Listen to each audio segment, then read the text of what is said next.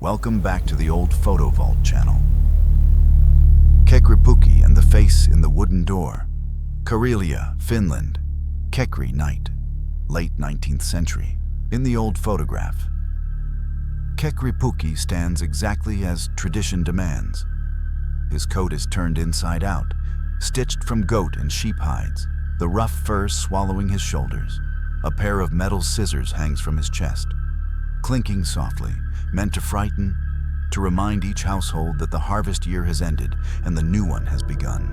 On Kekri Night, young men went from door to door like this, demanding food, drink, and respect for the spirits of the land. Fear was part of the blessing, but something else is caught in the image. Behind him, pressed into the wooden door, a face emerges, pale, too smooth to be wood grain. The eyes are open, unfocused, as if watching a winter that never arrived. No one in the village remembered carving it. No one admitted seeing it that night. Elders later whispered it was Kekritar, a spirit left behind when a household failed to honor the ritual. Since then, every Kekri season, the face returns, quiet, patient, waiting for a door that will finally open. The ghost in the chair on the right, Chicago, Illinois. Late 1940s. The beauty salon was warm with steam and the soft clink of glass bottles. Women came here to rest their necks, close their eyes, and let someone else take care of them for a while. The chair on the right was usually empty, pushed slightly back from the row, its porcelain basin spotless. No one remembered when it stopped being used. In the photograph, the chair appears occupied. Not clearly, just enough to suggest a presence. The cushion dips. The metal arm catches a shadow that doesn't belong to any living customer. While Eleanor Whitcomb lay with her head tilted back at the sink, her eyes half closed, something sat beside her, perfectly still. Years later, an old stylist whispered that a woman had died in that chair during a routine wash, heart failing quietly, unnoticed until the water ran cold. Since then, the chair was never removed. In the photo, she is still waiting, hair unwashed, eyes closed, patient as ever. The girl behind the pew. New York City, New York. Winter, 1943. The photograph shows a young soldier home on leave. His uniform still crisp, his cap tipped forward as he leans into the woman beside him. They sit close on the wooden pew, sharing a private moment in a public place, her hand curled into his sleeve, his smile soft and tired. Behind them, other couples watch, waiting for the evening to pass. At first, nothing seems out of place. Then your eyes drift upward, past the polished wood, into the dark reflection behind the pews. There, standing between rows that should be empty, is a girl no one remembered seeing that night. She is faint, almost unfinished. Her dress pale, her hands folded, as if she knows how to wait. Her face is calm, but her eyes are fixed on the couple below. Later, church records mentioned a child who died during a winter service years earlier, lost to illness while her parents sat listening to prayers. Some believed she never left. In the photograph, everyone is moving on with their lives. She remains, watching, as if this is where she was told to stay. The child by the stove. Rural Karelia, Finland, early 1900s. The kitchen is built around the stove, thick stone holding the day's warmth long after the fire settles. Bread bakes slowly. A woman stands with her head wrapped in cloth, guiding a heavy paddle into the oven, her movements practiced and quiet. On the sleeping platform beside the stove, two bodies lie under layered blankets, breathing in the heat that keeps winter away. At first, the child near the back wall seems ordinary. She sits perfectly still in the shadows, hands folded in her lap, watching the work without asking for anything. Her face is pale, too pale for a room warmed by fire. No one looks at her. No one speaks her name. Later, villagers said a child once died in that house during a winter illness, laid near the stove so the warmth might save her. It did not. The family continued cooking, sleeping, living, because they had to. In the photograph, the woman bakes, the fire glows, the house endures, and the child remains where warmth was promised, waiting for it to finally be enough. The one who passed behind the porch. New Orleans, Louisiana. Summer, 1905. The afternoon was slow and bright, the kind that stretched time thin. Clara Beaumont lay back in the hammock, the fringe brushing her ankles as she turned a page.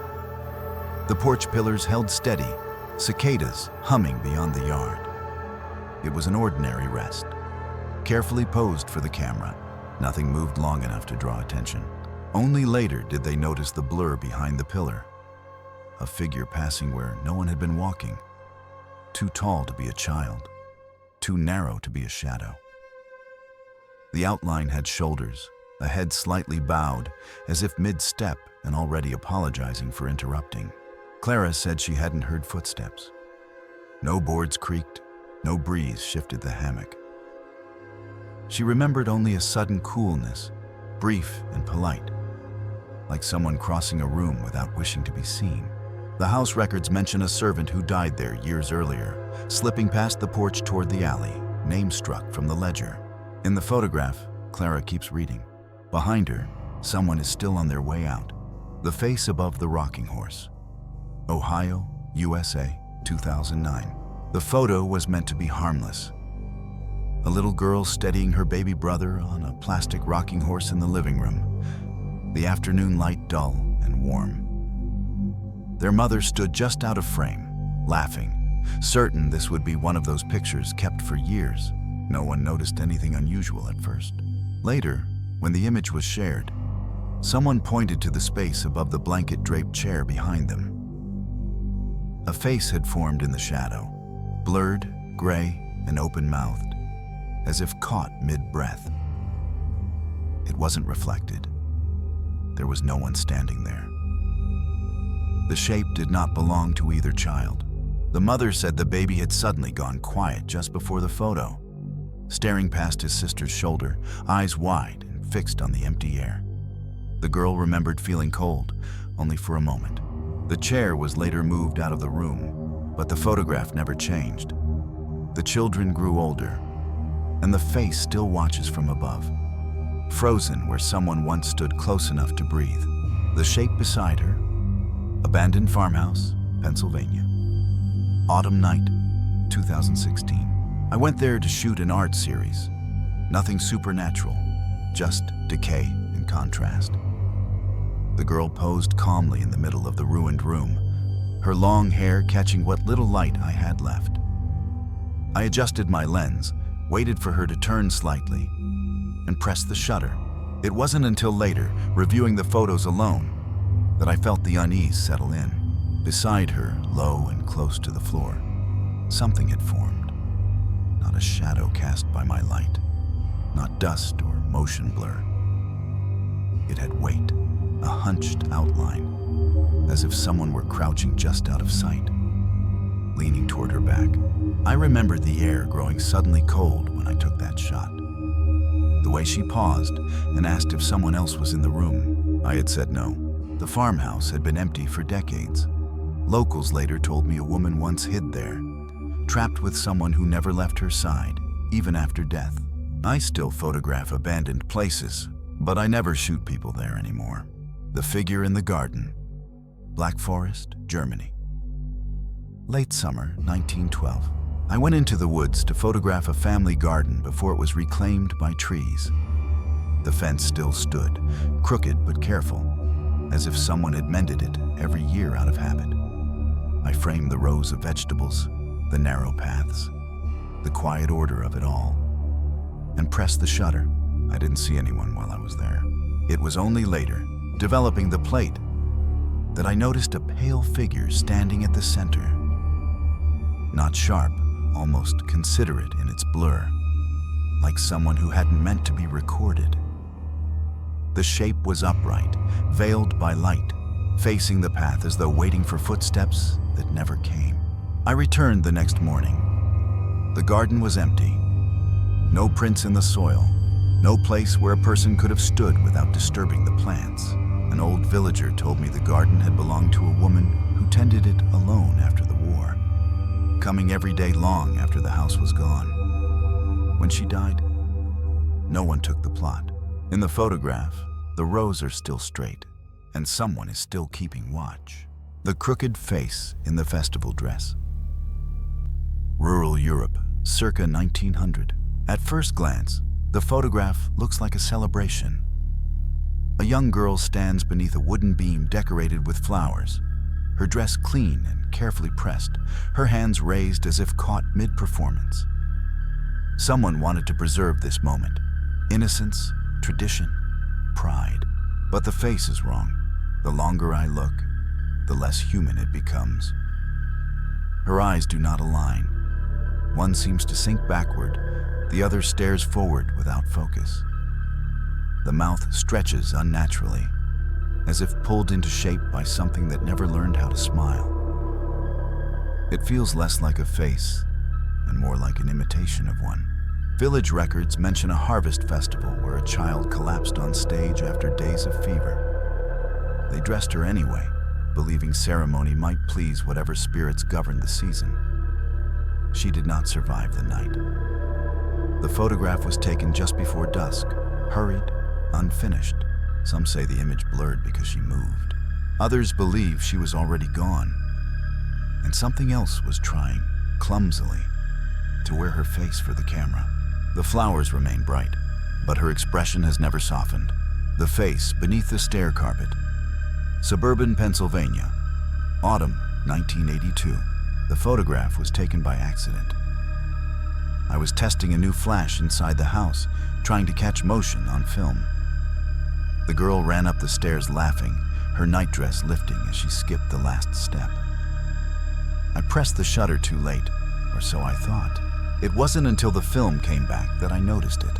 Beneath the patterned carpet on the stairs, a face had formed. Not a trick of shadow, not a stain. The shape had eyes set too deep, a mouth pressed upward as if the carpet itself were thin skin stretched tight. It looked trapped there, flattened, forced to watch feet pass over it day after day. I checked the stairs immediately.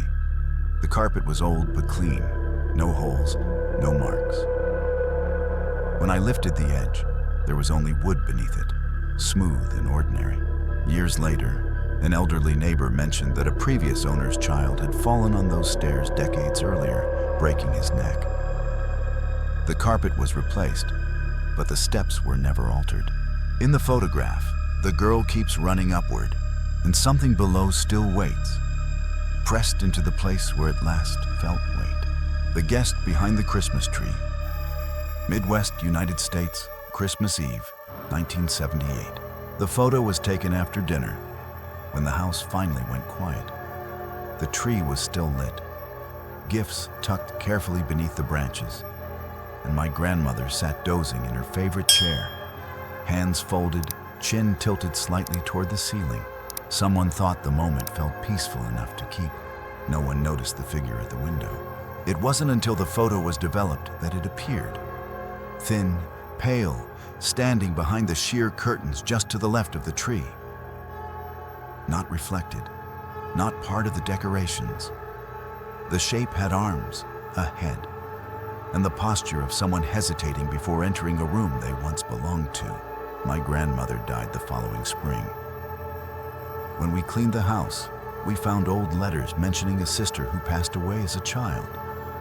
One who loved Christmas and used to stand by that very window to watch the lights inside. In the photograph, the presents are untouched. The room is warm, and someone else has come home for the holiday. Quietly, so as not to wake her.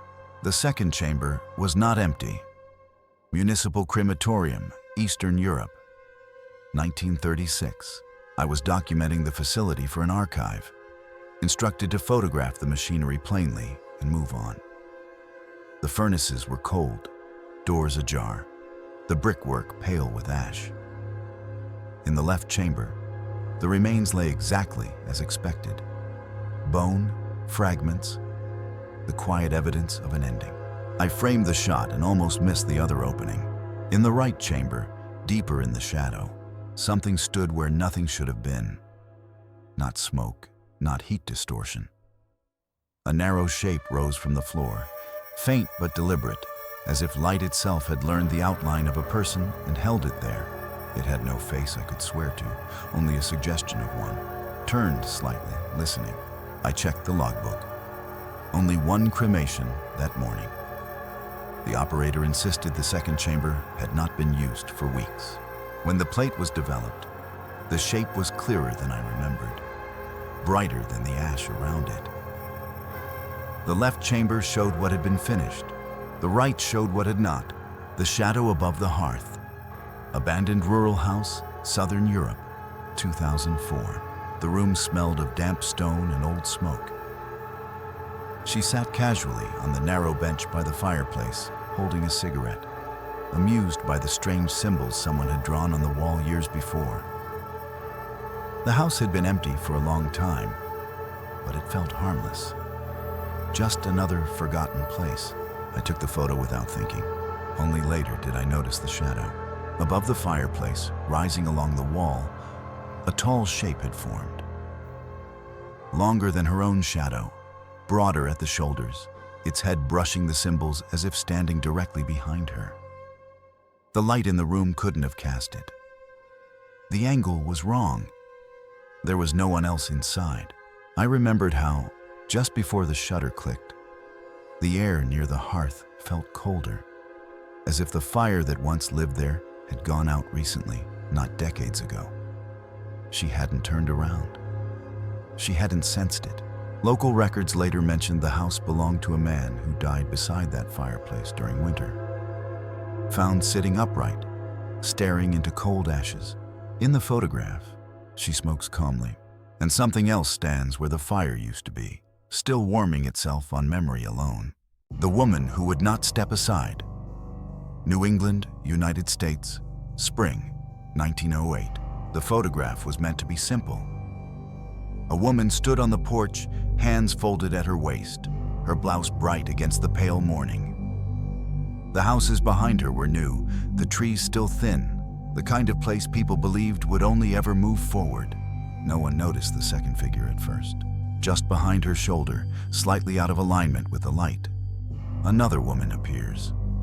Fainter, unfinished. Her face is calm, almost identical, but her eyes do not meet the camera. She stands where no one had been standing, close enough to feel like a memory refusing distance. The photographer later insisted only one subject posed that day. The negative showed no damage, no double exposure he could explain. The woman in front married, moved away, lived a long life. The other never did.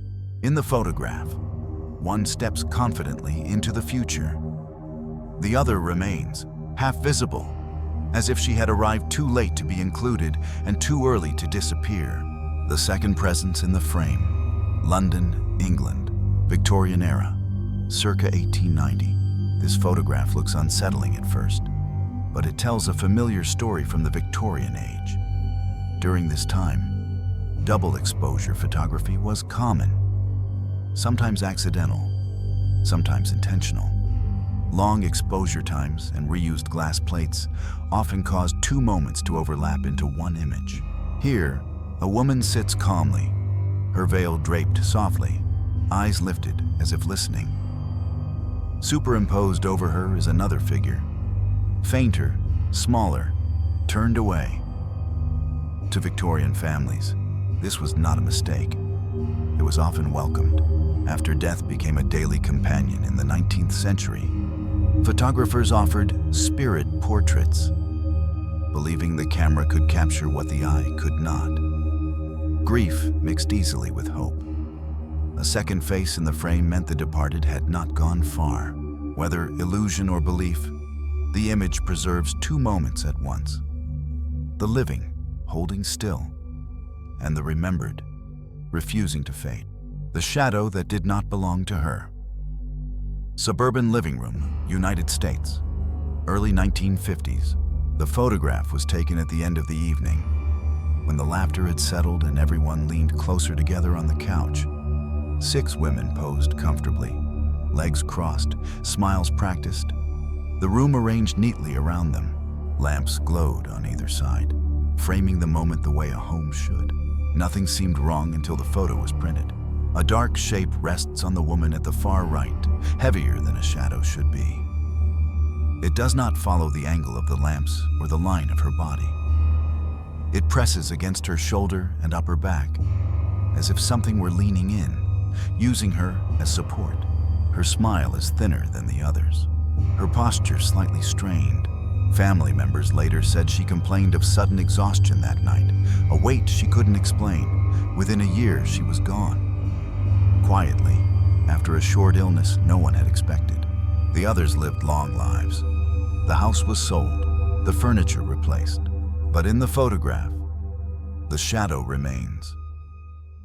Not on the wall, not on the floor, but exactly where it once chose to rest. The one reflected in the curtains. Suburban America.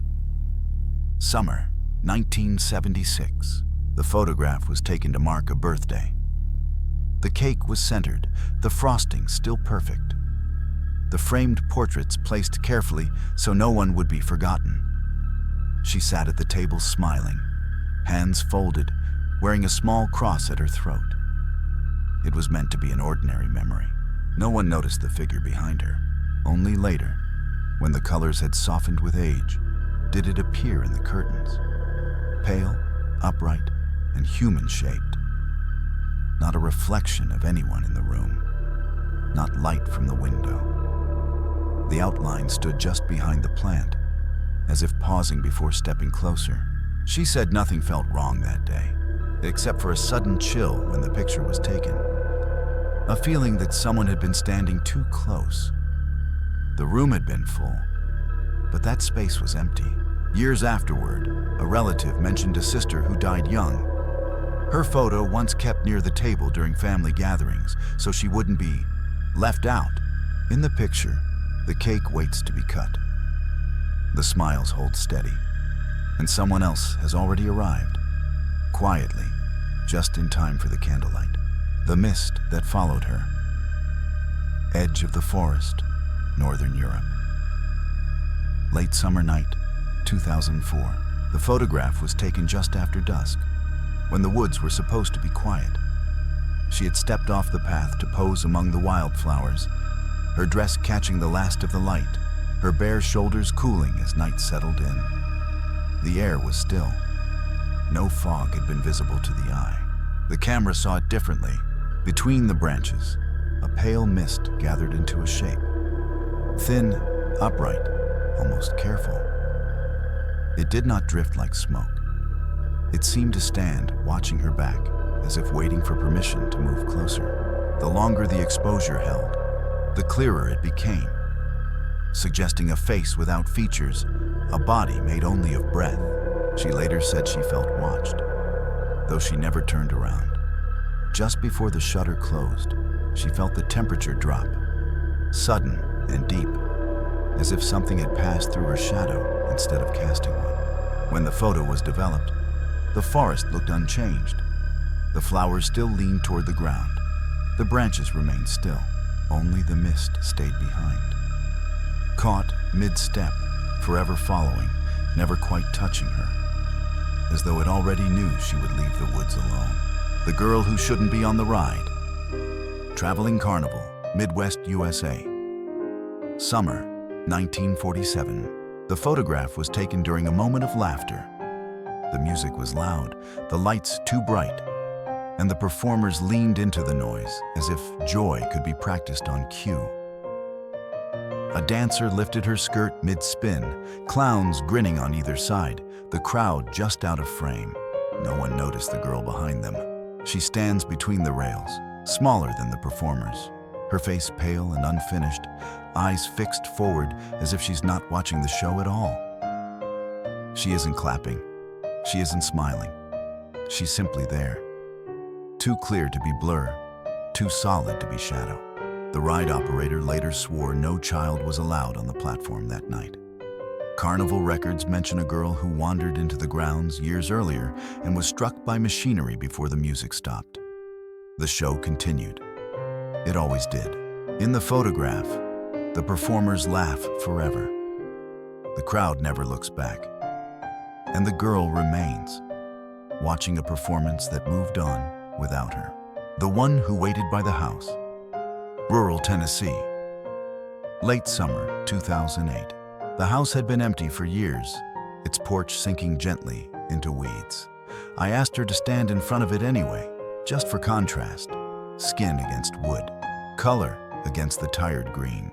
She faced the camera without smiling, as if she already understood the place. I didn't notice anything else while I was there. It was only later, when the photograph softened with age, that a second figure appeared beside her. Thin, darker than the shade, standing too close to be accidental. It had no clear face, only the suggestion of a body shaped by waiting. The ground beneath it showed no disturbance, no pressed grass. Neighbors later told me a woman once stood in that same spot every evening, long after the house was condemned, watching for someone who never came back. In the photograph, the girl stands briefly. The other has been there much longer. If you've made it this far, take one last look at the image on your screen. Sometimes it isn't the shadows we notice, but the ones that notice us. Do you see what others might have missed? Pause the video, study the background, and tell me where you saw it. If you enjoy uncovering the stories hidden inside old photographs, like, subscribe, and share this video so we can keep exploring them together. And before you scroll away, check the corners of the frame one more time.